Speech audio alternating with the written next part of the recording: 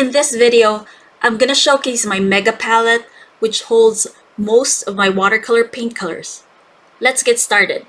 I'll link everything that I'm using in the description below. First of all, I just want to say nobody needs this many colors and nobody needs this large of a palette. I personally don't use this palette very often because it gets very confusing with so many colors, but if I'm doing a deeper study of colors or I need specific colors, I bust this palette out and I have access to most of the colors that I own. Every now and again, if I get in a rut, I also bring out this palette and it's just very inspiring to see all the colors and it's very fun to experiment and play with a lot of different colors.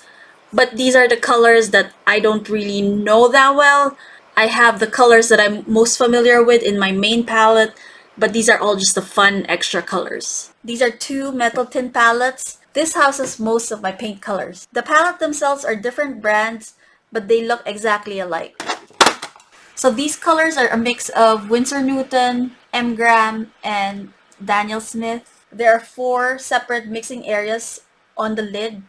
So when I have 2 side by side, I have access to 8 different mixing areas. I usually mix the color in the mixing area right above it, so each color has a designated mixing area. This bottom part is also a mixing area, but I have my swatches taped to it. That's what it looks like. And there's 8 separate mixing areas on this side.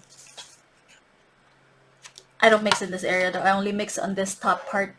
What I've done is every single watercolor tube that I own, I squeeze them into a half pan so I have easy access to them. Each of these palettes can hold 48 half pans.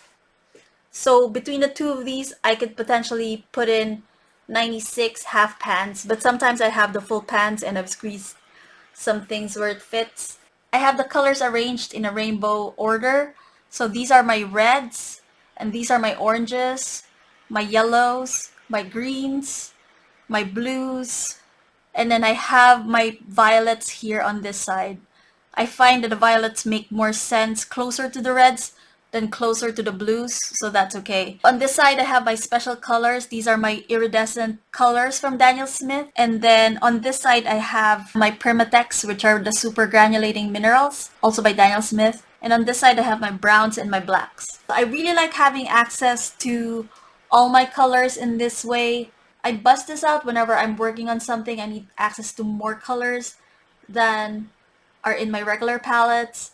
It can be quite confusing though because all my colors are in here and there's some duplicates because a lot of the times I have the exact same color from different brands.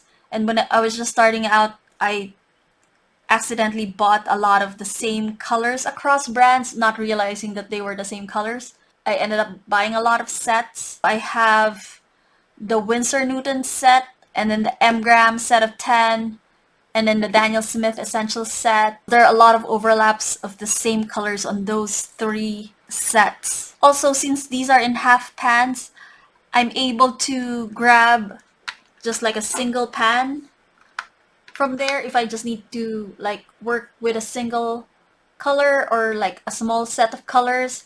And I have smaller tins like this where I can put a smaller set of colors, like 6 colors or 12 colors, so it's not so confusing. Because sometimes it's very confusing to work with this many colors because it's sometimes very hard to decide which color I want to use if there's so many choices.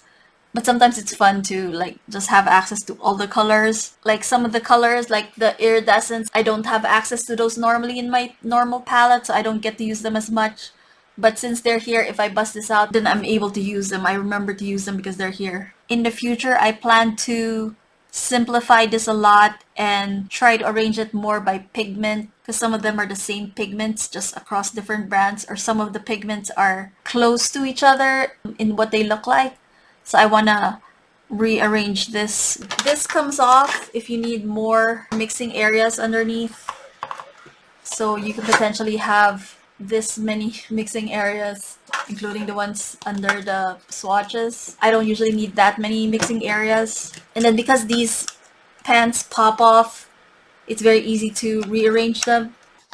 I've also recently started putting magnets at the bottom so the pans stick to something and don't move. And there you have it. Those are my pan sets. If you like this video, make sure you subscribe to my channel for more content like this. Thank you so much for watching.